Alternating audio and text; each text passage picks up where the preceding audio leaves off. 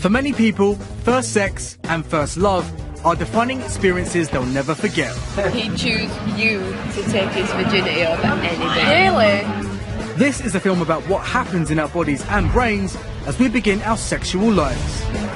Chris is trying to pull a girl, he's like, well, he's a slut. We follow young people as they set about losing their virginity. Adele, are you sure you don't want to try before you buy? So we tried it. No, we didn't. And we track the effects of falling in love for the first time. I could tell it made her very, very happy. Ecstatic, might be a better word. With access to cutting-edge science and computer graphics, we show the massive impact these crucial rites of passage have. Here's the area where we're hoping to see the activity. It can be a roller coaster of emotions. Abortion is absolutely not a contraceptive choice. It's like the last resort of the last resorts. And what happens at the start of our sex lives can have a major effect on the rest of our life. I think of being a sneaky gay, or just want to just be gay person, really.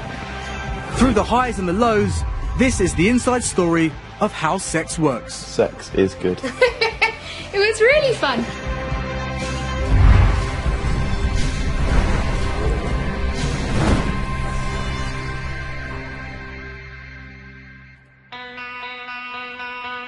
In Leeds, 19-year-old Callum and 17-year-old Karina are in the first flushes of a new relationship. We've been together, it was a month on Saturday, so just over a month now. Yeah, early stages. Callum plucked up the courage to ask Karina out one Saturday night at the local park. I had to have several aids with that courage, if you know what I mean. What do you mean? To put it simply, I was drunk. He took my hand, led me over to the barriers over there, and says, "Karina, I might be a little bit drunk, but please will you go out with me?" I was like, "Yeah." Did I say please? I don't know. I was like, "Yeah, go on then." Callum and Karina have not had sex yet, but Karina lost her virginity in a previous relationship. Thinking back on my first time, I was happy at the time, and I don't regret it, because I never regret something that made me smile at one point. Callum, however, has not yet found the right person. I'm still a virgin, which a lot of people might, a lot of my mates, they mock me. I've never really cared. If it's your first time having sex, ever, then I do think it's important for you to have it with, someone who means something to you. It should be quite special. Tonight, Karina is cooking for Callum round at her place. This is the first night we'll spend together. Should be alright. But I think women tend to see things like this as a lot more romantic as men do. I'm not expecting, if you know what I mean. I don't expect to have sex with her tonight, to put it straightforward. You look quite nice, actually. I just can't really go a day without thinking about him. I get excited when I go to meet him as well, thinking, what are we going to do today? What's our little adventure for today? Bon appetit. Thank you. Do you think about her a lot? Might sound a bit bad if I say I never think about her, but I do think about her, but she's not always on my mind. I know a lot of people who they'll be going out a week and they'll be deeply, madly in love, but I've never believed that. I don't think love just happens like that. At the moment, I'd say I'm deeply attracted to her. I like her a lot, but not love. This is like real surreal. What is? I'm eating bacon, chicken and cheese with a glass of pink juice. I actually do think I'm falling for him. I know something about him, I think. Have you told her? No, I'm too shy. Most young people start to develop an interest in sex and relationships after puberty, which happens at an average age of 11 for girls and 12 for boys. It is the most tumultuous time in any individual's life. So you've got this extraordinary explosion of hormones in man and woman, and it's no surprise that it is associated with some quite radical behaviour. Puberty starts in a part of the brain called the hypothalamus. Messages are sent from here to the testicles in boys and the ovaries in girls, telling these glands to massively increase the production of sex hormones. In males, the main sex hormone is testosterone. In females, it's called estrogen. These hormones are transported around the body in the bloodstream, having been released at significantly greater levels than before puberty. At sites all over the body, the sex hormones dock at receptors, triggering major changes in our appearance and bodily function. In boys, genitals enlarge and sperm is produced for the first time. In girls, hips widen, breasts develop and periods start. As we become fertile, we start to explore sexual opportunities for the first time. Individuals, young men and women, are learning about their sexuality and learning what it means to be sexually aroused. In South Wales, a group of lads in their early 20s have all lost their virginity, but they're preparing for a sexual rite of passage of a different kind. Their first pulling holiday abroad. Well, we're off to Cavos, and I think everyone goes to Cavos for one thing, sex, drink. Oh, that's two things. Hopefully there'll be plenty of women, because the statistics that he's come up with, 10 guys to every girl, better bring some lube. 4 of us going on the holiday to Cavos. We have Dan, Richard and Tom and myself. Richard's the party animal of the group. When he's drunk, he'll do anything, absolutely anything. He'll use his 2-thumb joke that he likes to use. What's got 2 thumbs, speaks French, and it's got a 12-inch penis. Moi. Oh, but they're always disappointed, obviously, because I can't speak French. So. And unfortunately, I haven't been on a lad's holiday abroad yet, so the anticipation is killing me, to be honest. I can't wait. Tour operators started offering cheap package holidays to young Brits back in the mid-1960s, although it wasn't until the 70s and 80s that these trips became established as a major sexual rite of passage. These days, thousands head out to resorts all over Europe for a week of sun, sea and sex. Plenty of condoms in there? That's all that's in it. One of the aims is to chat the women up and, yeah, if we're lucky, go a little bit further. And we're live. It's been a while, so I want to get my leg off. Like, I want a bit of fun.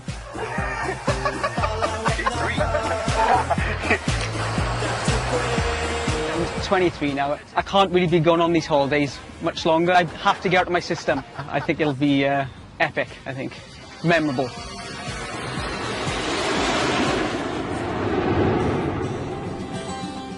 In Gloucestershire, Andy and Adele have been going out for just under 2.5 years and are about to experience a major step forward in their sexual lives. Andy and I are getting married in 2 days' time at the weekend, and we have decided and made a decision to abstain from having sex before our marriage. Heavenly Father, we thank you for this opportunity to... Adele and Andy are Christian youth workers and met when they were colleagues at the same charity. Pray that there would be... I'm a committed Christian. That's important to me in terms of the girl I seek. Amen. To have someone who I can marry who's got the same passions, the same goals, the same vision for all that is really important to me. Right, let's go, boys. Most of the young people Adele and Andy work with are not Christians, and the couple are open with them about their decision to wait until marriage before having sex. Were you scared the first time, boys? Not scared? Were you not? No, it wasn't me. Were you not? Everybody's got their own opinion. Well, it's a bit of a crazy thing, isn't it? Do you know what I mean? Like... For you, if you've waited so long, then yeah, fair enough, I suppose it is. But... So there's no sexual activity involved the whole of your 27 years? What do you call sexual activity? What? Bar kissing. There was minimal sexual activity prior to us getting married. I feel sorry for it now. It's so funny, the responses that you get. You know, initially they say, well, how old are you? And you say, well, I'm 29. 29? And you're still a virgin? That's ridiculous. When you get married with someone, that's your lifetime partner, isn't it? And then you, like, lose your virginity to them, and it's like falling in love. But you don't have to wait, do you? It's a choice that you can make. Why would you want to wait? Why don't you just, like lose it and, like, feel the pleasure? For me, it was about only having that experience with one person, and so I wanted to make sure that I waited till I was married. It's just natural to lose your virginity at 14, 15. Get pregnant by 16. The average age boys and girls lose their virginity in the UK is 16. Adele and Andy's pledge to save sex until marriage in their late 20s has even surprised some of their friends. One of my really close girlfriends at the Hendu said, Adele, are you sure you don't want to try before you buy? Like, are you really sure? So we tried it. No, we didn't. I do think about sex quite a lot. Adele's an attractive girl, so why wouldn't I? And for me, that does excite me, and I think it will actually really enhance the relationship, or really strengthen our relationship and love for one another. With the ceremony just 2 days away, however, some nerves about the wedding night are creeping in. You know, for me, I'm slightly nervous about the fact that Andy's going to see me with no clothes on. And as a female, I'm slightly anxious about the fact that I've not got, you know, perfect body and got lumps and bumps in places and nobody's seen that yet. So all of that is new. Nerves before sex are natural, but can lead to physical problems during sex. And often this is down to poor blood flow. In men, when they are sexually stimulated, impulses are sent via the nervous system to the genitals. The nerves going through the penis then release chemicals that widen the blood vessels, which increases blood flow, producing an erection. Nervousness can impair these impulses, causing difficulty getting an erection. In women, there is a similar effect. Normally, sexual stimulation triggers blood flow to the vagina, which causes lubrication to make sex more comfortable. Anxiety can impair this blood flow, meaning the vagina is less lubricated, making it more difficult for women to get sexually aroused.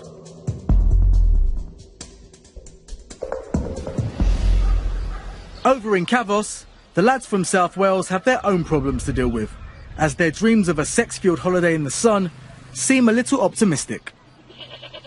Definitely nearing the end of the season, right? The end of the season's coming up on this Friday. It is like a Wild West shantytown. It's a weird setup. I've never been to anything like this before in my life. It's so different at night. As night falls, the lads are determined to find some girls and get the party started. Nothing can dampen our spirits on a good night out. When there's plenty of girls, plenty of alcohol, bit of music, nothing can stop getting in our way.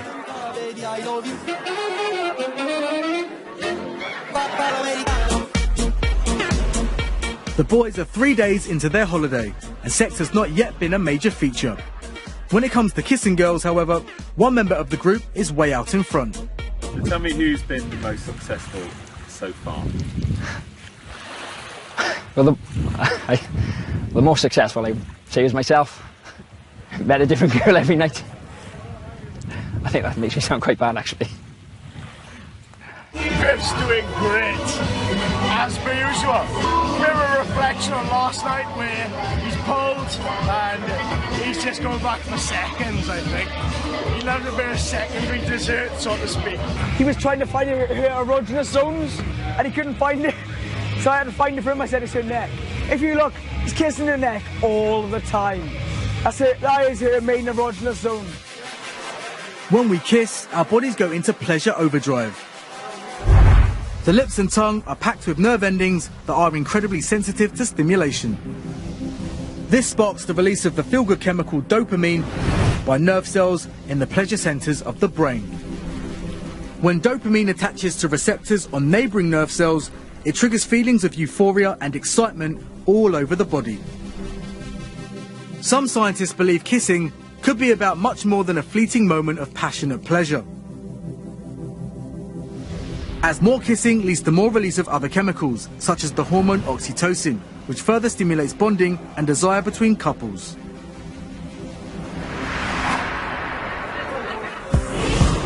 As soon as that kiss happens, the buzz definitely heightens and you really feel a good adrenaline kick. It's definitely something that just sparks, I think, in the back of your mind. There's always that buzz where you're thinking, yes, here we go, job done. So close to you right now. It is a bit of a holiday romance, and I'm sort of getting to like that. He's a very open person, and I'm a flirty person anyway, so we ended up just like flirting and giving a lot of banter to each other, and then things happen from there.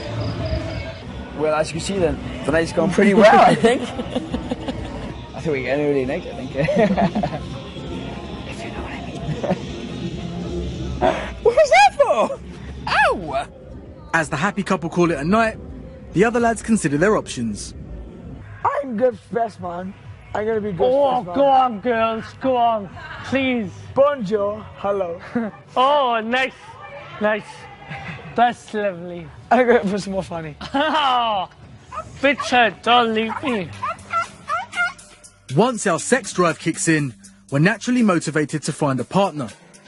And for the first time, we may experience with another person one of the most intense natural highs the body can create: orgasm. In anticipation of an intimate encounter, sexual arousal builds. In men, foreplay triggers an erection as spongy tissue inside the penis fills with blood. In women, the clitoris and vaginal walls swell with blood, lubrication occurs, and the vaginal muscles relax. During sex, nerve endings in the penis and clitoris and wall of the vagina are stimulated as penetration begins.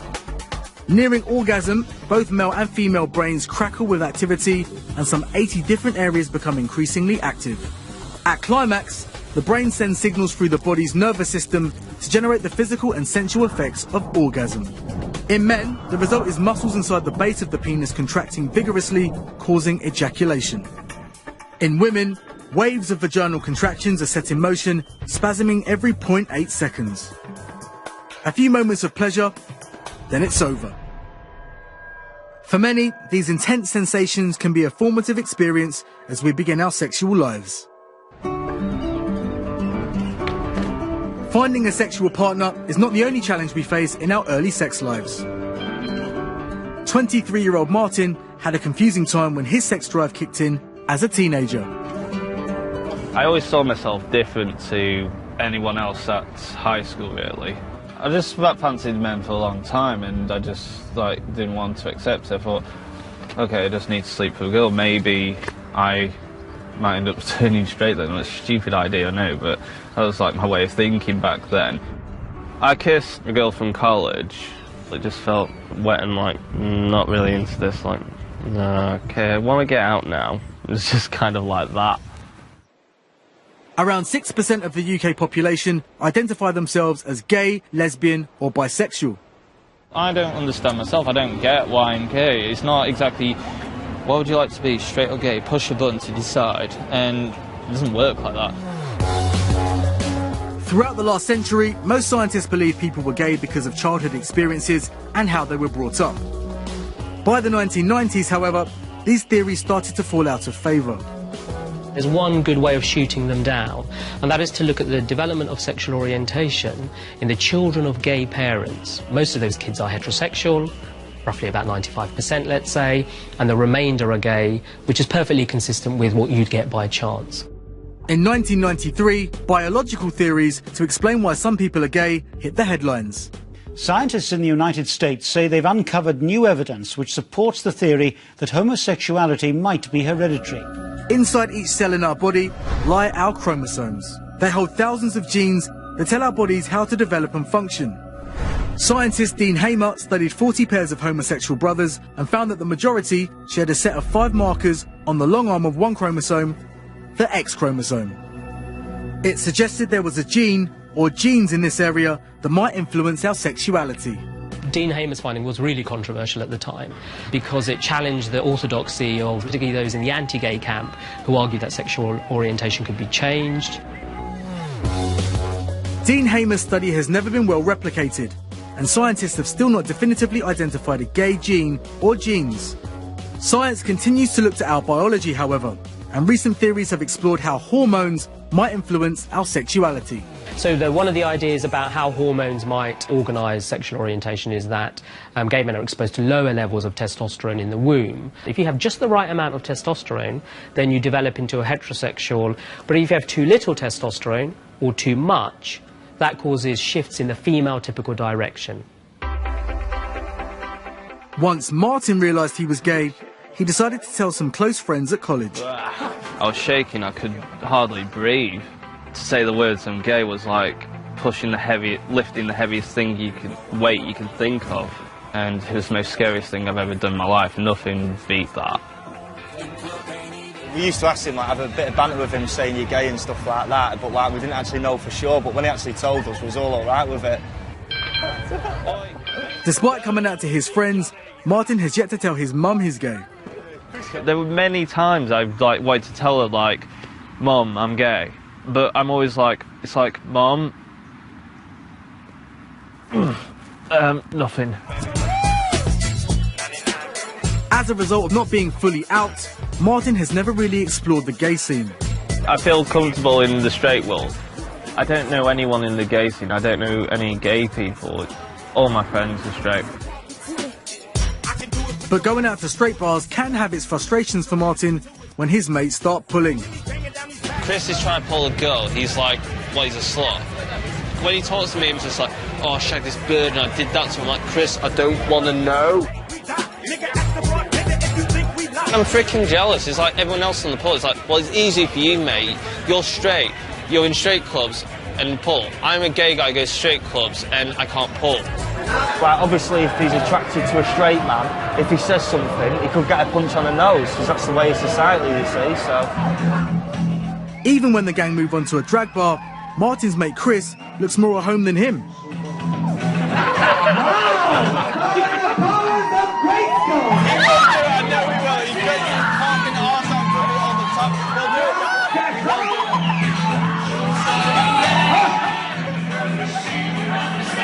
I'm not into that sort of thing. It just seemed a bit full on. I don't know what's wrong with me.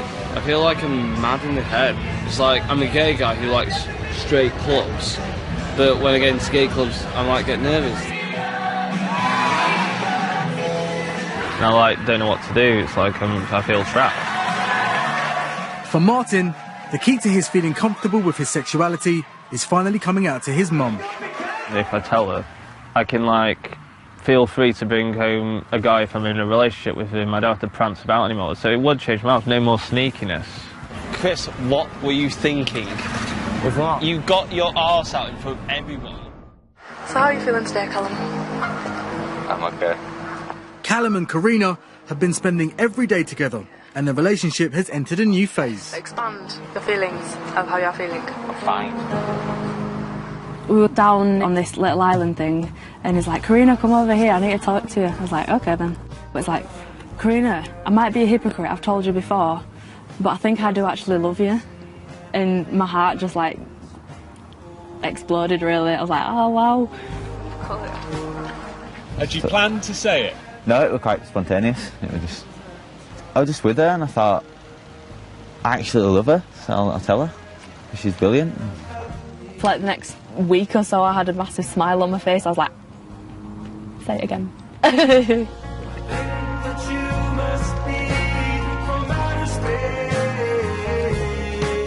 I could tell it made her very, very happy. Ecstatic, might be a better word. To me, love feels like loads of butterflies in your stomach, and when I'm not with him I think about him all the time. It is just knowing that someone is there for you and that you're there for somebody else. Always. Just one smile. Oh God, why? Karina is wondering if the couple's newfound love for each other will lead to the next big step in their relationship. Like lately I keep thinking, are we actually gonna have sex? When? If? All them type of questions, what if? I feel nervous for the obvious reason that it might just not work. There's a part of me thinking, what's Karina going to think? Will if it don't work, is she going to fall out with me? Is she going to be upset? Will it just destroy a relationship completely? That's like the dark, paranoid side of me coming out. Because the way I see it, because Callum hasn't had sex before, I always think, he's waiting for the right person. I'm not trying to rush Callum, but I'm just thinking about things, Oh, look at that. In New York City, scientists are trying to find out why the feelings of new love have such powerful ups and downs. Yes, I do. I love it. Actors Diana and Albert have been going out for 7 months and have agreed to take part in a study. I actually think this is going to be the first time I've seen you drink a cup of coffee. I'm actually quite surprised by that. From afar, we met in rehearsal at the Living Theater, and I remember seeing him in rehearsal, and he was wearing his workout gear. I wear workout gear. Everything you wear looks like you look like you're wearing workout gear right now. Just give me a kiss. Today's experiment is one of the first to look at brain activity during early stage intense romantic love. What we're going to do is scan the brain of a young woman who says that she's madly in love. And what we're trying to find out is exactly what is going on in the brain when you feel that elation, the euphoria, the giddiness, the possessiveness, the motivation, the craving, the obsessive thinking of early intense romantic love. First of all, Diana must be assessed to check she is sufficiently in love to take part in the test. What were some of your bodily reactions when you began to feel that you were really interested in him? And I remember the second he walked in, it was like, it was like shaking. I'm sitting at the desk, I'm doing my keyboard thing, and I was just so happy he was there, you know, just like elation and warmth. Elation. Elation. That's a total major elation. aspect of intense romantic love. So, yeah. That's what love is like. It's a very powerful experience. We need to capture you in that intense feeling of romantic passion for Albert. Diana has agreed to go into an fMRI scanner to see which parts of her brain are most active when she thinks of Albert. I'm ready, I'm excited. Okay, bye. Bye. In the scanner, Diana is shown a favourite photo of Albert on a loop for 4 seconds at a time. Look at his face. Then, to cleanse her mind, she is asked to count down in increments of 7 from a random number. Finally, Diana is shown a photo of a friend she has no romantic feelings for.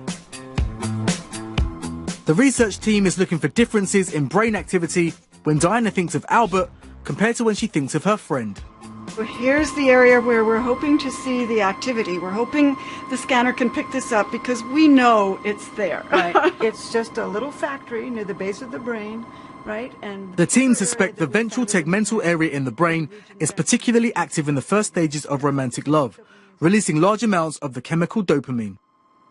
Dopamine is a natural stimulant. When you see a picture of your lover, the dopamine system is triggered to give you that intense rush of intense infatuation. Dopamine pathways in the brain produce focus, craving, goal-oriented behaviours and motivation. In this case, the motivation to win the love of a would-be partner. These are really great results. They're very specific for this lower brainstem area that we saw active. Here we are. Romantic love. Boy, to be able to put your finger on a little dot. Diana, the experiment's over and we're coming to get you. Perfect. There we go. Some scientists believe the strong drive to be together many new lovers experience is essential to our survival. Romantic love has an important evolutionary purpose, which was to enable the brain to focus that mating energy on just one individual and start the mating process. So I take it your brain is still intact? And indeed, it's the most important thing that we do. It is this way that we pass our DNA on to tomorrow. Were you nervous? Yeah. I was actively thinking about Albert, and I just got these like images of the future rather than thinking about the past. Suddenly it shot to the future of, oh my gosh, what's going to happen? 2 months, 10 years, 15, 20, 30, 40. And I realized I was smiling the whole time.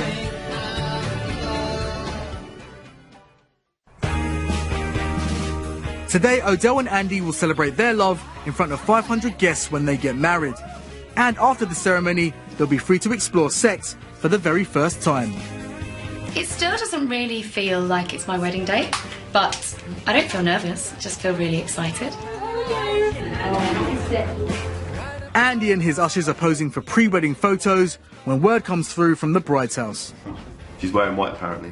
White means for a virgin, traditionally. It's more purity, isn't it? Are you wearing white, Andy? Some of Andy's mates also waited for marriage before having sex. I did give Andy a bit of advice, but only sort of nothing too serious. I'll leave it for him and Adele to work out. The mechanics. Yeah, I'm sure they'll be fine. I gave him some advice, more practical advice really. Pack of digestives under one of the pillows because you've got to keep your stamina up. Refraining from sex has not always been easy for Odell and Andy. I'm a red-blooded male, so when me and Adele are getting intimate, you know, your heart does beat faster, you do get excited, you start to think with other things other than your head. Men and women are different in terms of when they become sexually excited. Andy is like a gas oven. You turn it on and it's instant heat, excitement, and there's a big flame. And other men, not just me. And you turn it off and it goes straight away. Whereas for women, they're more like an electric oven. They take longer to heat up, but the moment that they have got hot, it actually takes them longer to cool down. I think Adele's a lot better at this than I am. She can tend to sort of step back. I think we probably would have had sex by now if it was over to me. give you this ring as a sign of our marriage. With my body I honour you. All that I am I give to you. Amen. Well, it gives me great pleasure to now announce you as husband and wife. You may celebrate with us.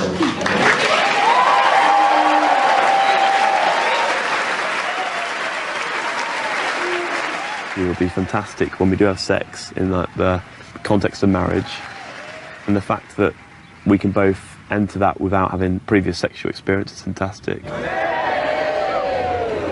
First-time sex can often be a case of trial and error, but the fact that Odell and Andy are deeply in love may stand them in good stead. Some scientists believe that particularly when women are in love, they have better quality orgasms and can achieve orgasm more easily than those who aren't. In tests, this has been linked to a brain region called the left insula, which showed greater activity when women saw their beloved's name written down. The more satisfied the female test subjects were with the quality of orgasms in their sexual relationship, the more this brain area was activated.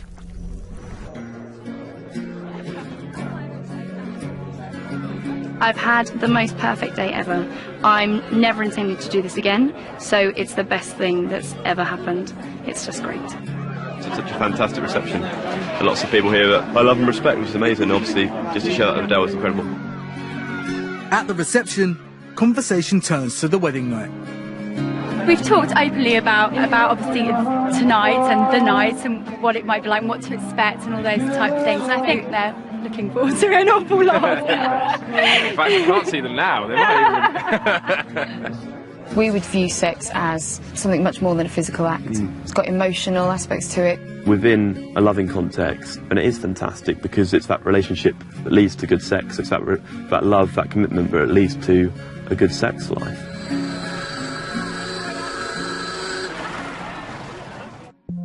Choosing when to have sex for the first time and who with is a major decision, and we don't always get it right. 20% of young men and over 40% of young women feel they had sex for the first time too soon. In recent years, a small minority has taken the extreme step of resorting to cosmetic surgery in an attempt to return themselves to the physical state they were in before first sex. The procedure is called hymenoplasty. The hymen is a thin, fleshy membrane that is found at the opening to the vagina. When the hymen is stretched, it can rupture, which sometimes causes bleeding.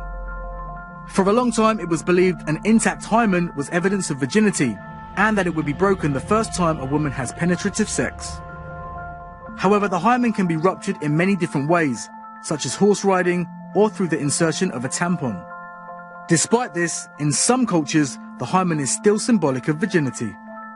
What we do in a hymenoplasty is recreate that barrier so that it re-virginizes, so to speak, the patient.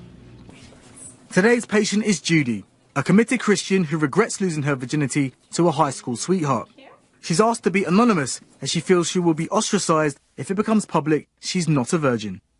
I was born into a very, very conservative Catholic home. Sex before marriage is not allowed at all. He was my best friend. We did date for a little while in high school, and it was hard because he had really strict parents and I had very strict parents.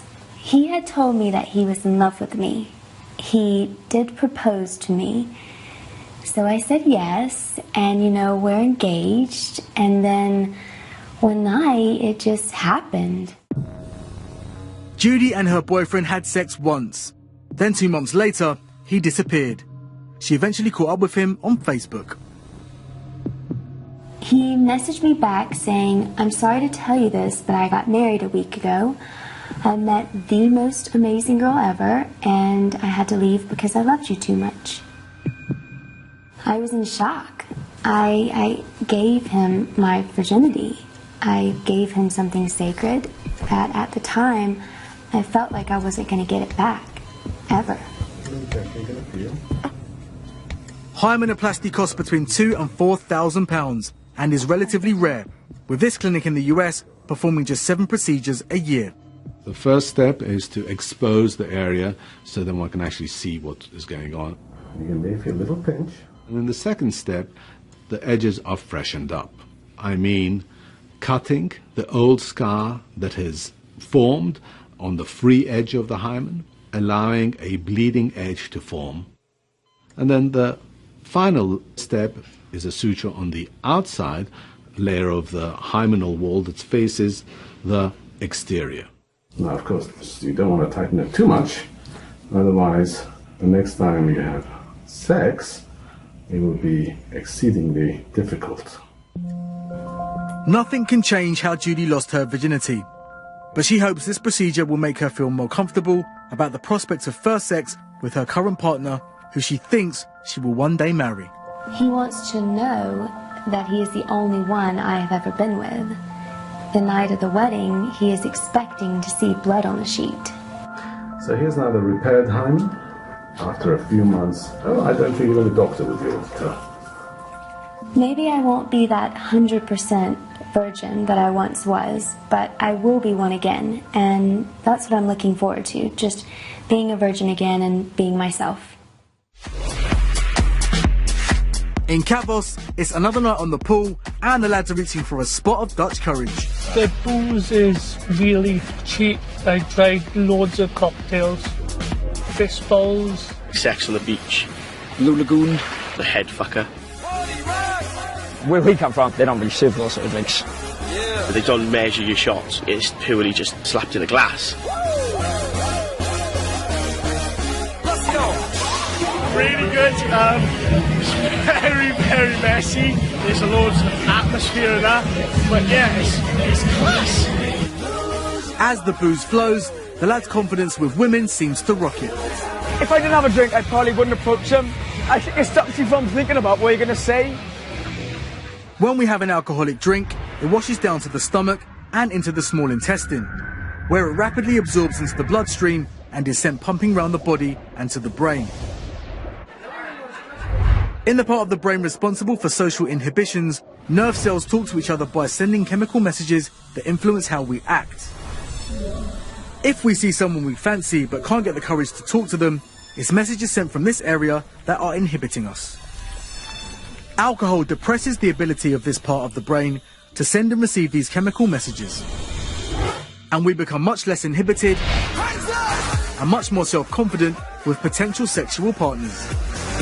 I think the alcohol makes me not care about how I'm coming across. I'm definitely the person who needs that bit of Dutch courage, you know, to up the ante and get in there, so to speak. Booze doesn't just make us less sexually inhibited. Scientists also reckon we actually fancy more people when we're drunk than when we're sober. It's called the beer goggles effect, and it's a phenomenon customers at a pub in South London are all too familiar with. Beer goggles is the ruin of all mankind. It means you start looking at women and you think they're sexy when they're not. Put it this way, I've seen what she gets when I'm drunk. I was just watching.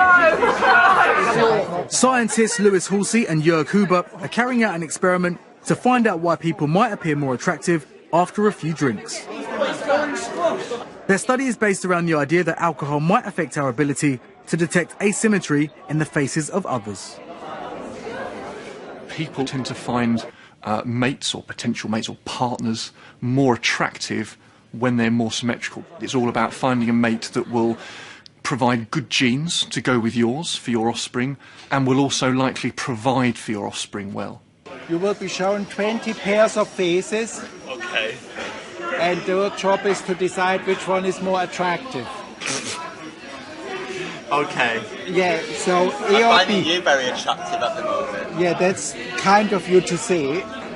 One face in each pair has been subtly manipulated to make it look more symmetrical than the other, and participants must decide which they prefer. The theory that we were working on was that people who were more drunk may be less able to see asymmetry in a face than people who are sober, and if they can't see the asymmetry, then they can't see that sort of lack of attractiveness, and therefore they see the face as being more attractive. After judging the faces, participants take a breathalyzer test to measure how much alcohol is in their bloodstream. 71. What does that mean? It's a fair amount. They're really high. So we found that sober people more often preferred the symmetrical face of a pair of faces when they had the choice than did the drunk participants. You preferred the symmetrical face just 8 times out of 20. There's some reasonable evidence here, not conclusive, but reasonable evidence that a loss of ability to perceive asymmetry after drinking alcohol is at least part of the mechanism explaining what we call beer goggles.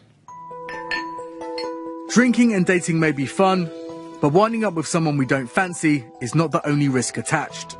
Surveys say that people are 3 times more likely to have unprotected sex when drunk. For men, the main method of contraception is the condom, which reduces the risk of STIs and pregnancy. For young women, the pill is most popular.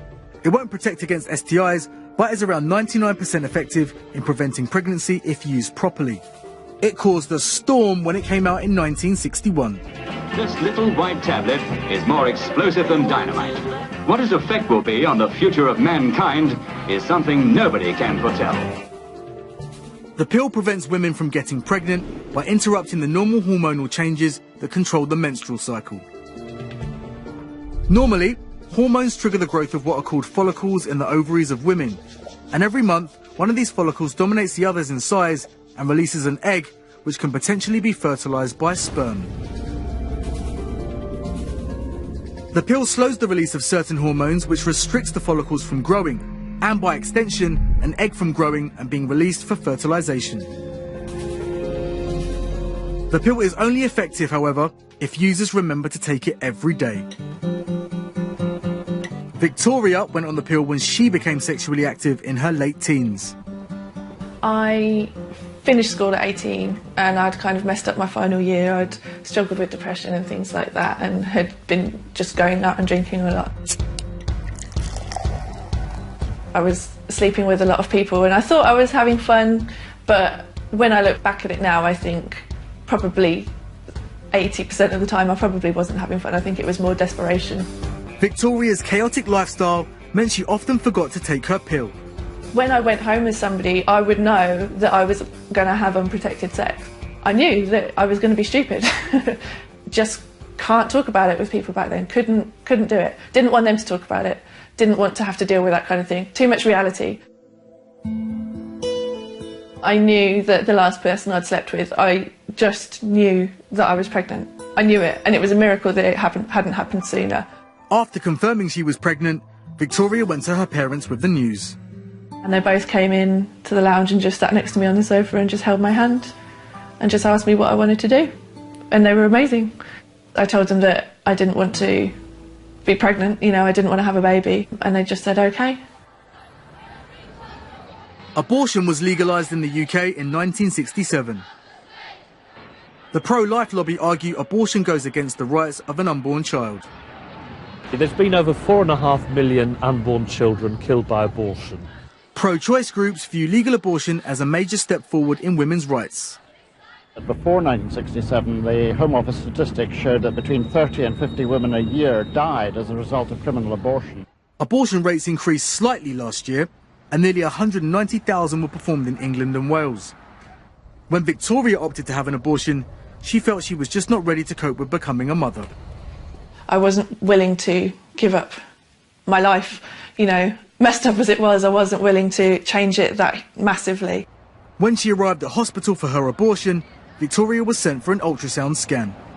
You see people going for a scan on TV, or your friends go for a scan when they're pregnant, and it's a happy event, and they see the baby on the screen and they hear the heartbeat. And so having that experience and it being a completely opposite feeling was very strange, and it was horrible.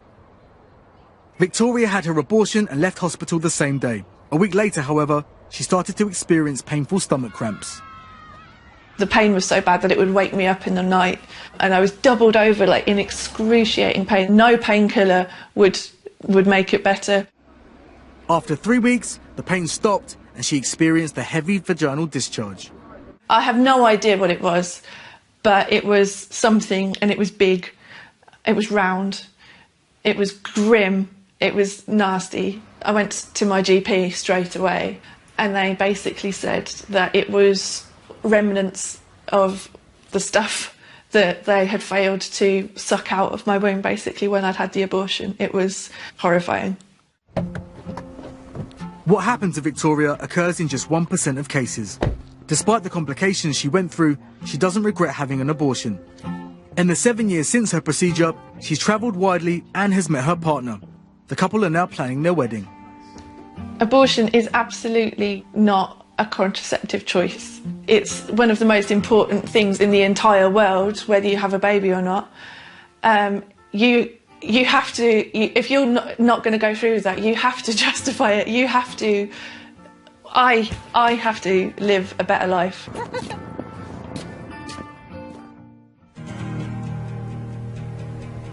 I was raised up believing I was In Blackpool, Martin has been building up courage to tell his mum he's gay. Before the big conversation, he visits his counsellor Steve for some advice. Today is Saturn V rocket launch day. We're on the launch pad and we're going for it. Yeah. Because we built up, and it actually doesn't do you any good to keep, you know, to stop the launch. Yeah. Yeah. I mean, why in the hell? Why can't I just say, Mum, I'm gay? Because it's approval, isn't it? Mm. You want mum's approval. You don't want to upset mum, but you still want mum's love. Well, the scary thing is the reaction. What am I going to expect? Is she going to be mad? Is she going to be fine? Or what is she going to be like? I don't know. It's a very, very, very big day for him today. This coming out process is essential to Martin's development as a human being. It's fundamental. You can't live in a society where you're forced into being dishonest about your true emotions and feelings. I would value the fact my son told me before I found out through other channels. Yeah, if one of my friends told her, God, yeah, that would have been awful. So it's about honesty. Mm.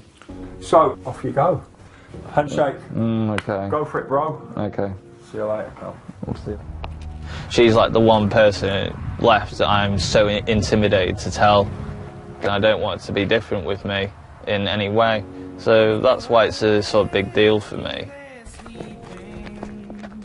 Right now I just feel ready, like just go for it. So I'll leave it for longer, I'm just not going to say anything.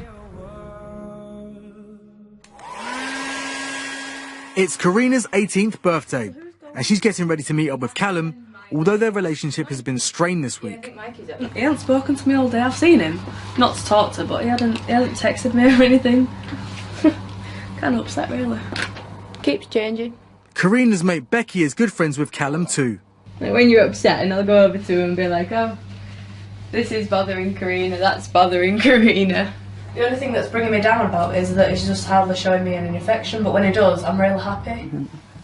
Despite their relationship troubles, Karina has high hopes for her special night. I hope tonight's going to be romantic. It's like, I'm going to be there, my boyfriend's going to be there. That's what I want, really. I'm so excited. We're off to the pendant.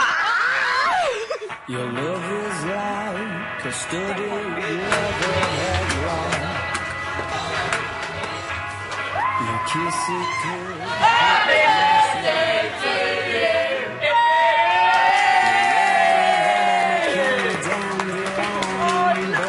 Last week or so, it's been a bit odd. She was crying the other day. I'm good mates with this girl, and Karina got a bit upset over it. I used to think Karina was alright with it, but it seems to be getting to her, so... Hello. Hey. Becky. I need to have words with Becky about something. After Callum and Karina's rocky week, it's down to Becky to mediate between the two and pass on some reassuring words. He'd choose you to take his virginity over anything. Really? Because he was gonna tonight. Yeah. Wait, tonight? Yeah. Oh. But he doesn't know whether he should or not because of things. Yeah. Yeah. She's on a period, so I can't imagine anything actually happening. I love you. I love you too. You see, the thing is, because I'm a virgin, I don't actually know what goes on. So it's a bit embarrassing admitting that, but I don't mind. But people have told me it's not a good, you know, it's not nice. There'll be plenty of other times when I could, but... Because I think that you two are going to be together for a hell of a long time. Do you think? Yeah. And he tells me how happy you make him. Really? Yeah. Because I bought him Nuki Brown? No, not just because of that, but how happy you just make him in general.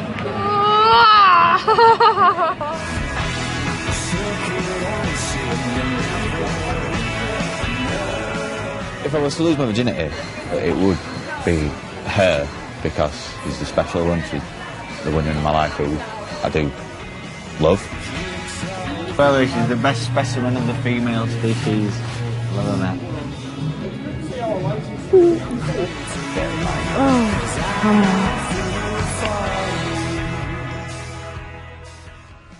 It's the morning after the night before in Kavos, and the lads are off to a water park. But some are struggling with the early start. How can you be so chirpy? Rough, I think is the word. It's way too early. Terrible. Not all the lads feel so jaded. Best night all week. Everything about it was just tremendous.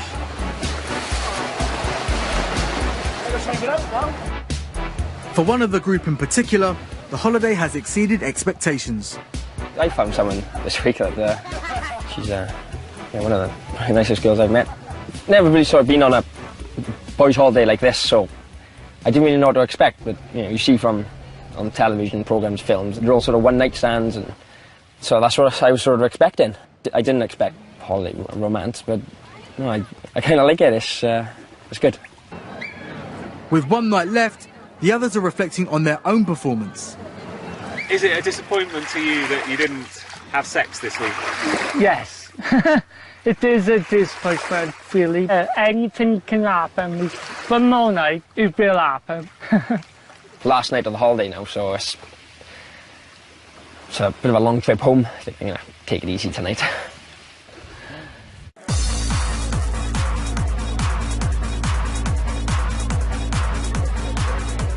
Oh, there's been so many highlights this week. There's been pole dancing with fire around us. There's been plenty of free alcohol, which is always a bonus. My age group should experience it when you're young. Just have fun and enjoy your teenage years or your young adulthood, I think. This has just opened my eyes so much now. I want to experience more. Where are you running on? I'm off for a rendezvous. With who? I'm a baby lady. I'm off for a rendezvous with a baby lady. And the love kick starts again. Starts again.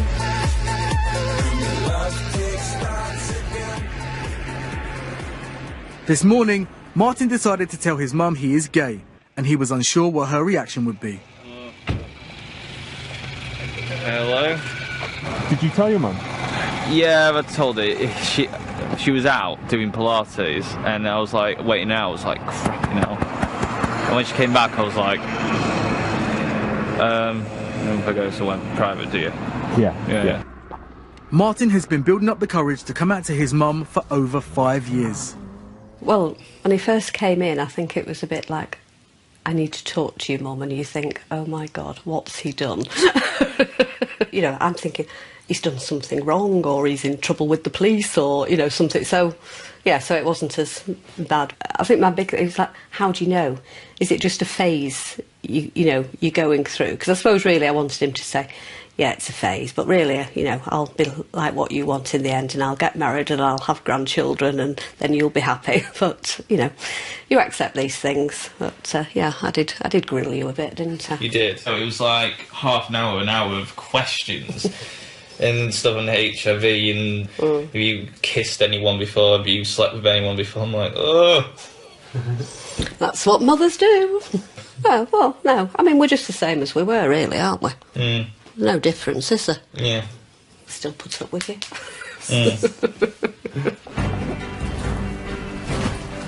The plan now is to find a nice bloke, good looking and lovely personality, and all that, and just settle down or have a good relationship. That's like the mission at the moment. Hopefully I can start a journey, and hopefully it'll be a good one. Hopefully.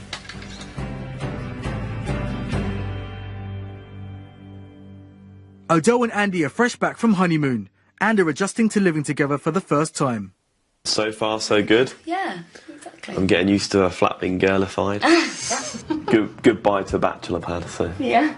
What's the point in having books, pebbles, whatever these are, too many beauty products, candles, I don't really see him putting out any of this, really.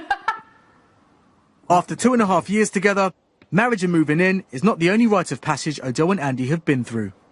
Yes, we have had sex for the first time. Yes, Have we? have. Yes, we have, Andy. Glad you remember it so well. The best way I can say is it evolved, and it was fantastic at times, and at times it was perhaps laughable. It's the best way I can put it. I thought it was going to feel really weird and it was going to feel a bit odd, you know. But actually it didn't feel like that at all. It just felt totally right. But it has been kind of quite funny, like getting embarrassed at chemists and stuff. And So I was thinking, where do they even sell, you know, parts of, I don't know, lubrication and condoms and all that? Where do they even sell it in Boots? Because I'd never bought it before, so I didn't have a clue. and then you feel naughty going up to the counter. And that was all quite amusing. So Andy, as you can probably guess, just, you know, left me to pay and ran off so that I had to do it all on my own. I think for us it just reassured us that our decision to wait and our decision to put it into a married life and a strong relationship was the right one. It was really fun. Sex is good. It was really fun. Next time, we explore what happens when we start to play the field. I love exploring sex just as much as I love eating, and I love eating. From the pleasures I've never had an orgasm quite like it. The Valhalla orgasm. to the dangers I was just given this, what I thought at the time was a death sentence. of promiscuous sex in our 20s. And How Sex Works continues next Monday at 9. In fact, the sex season continues throughout the week here on 3.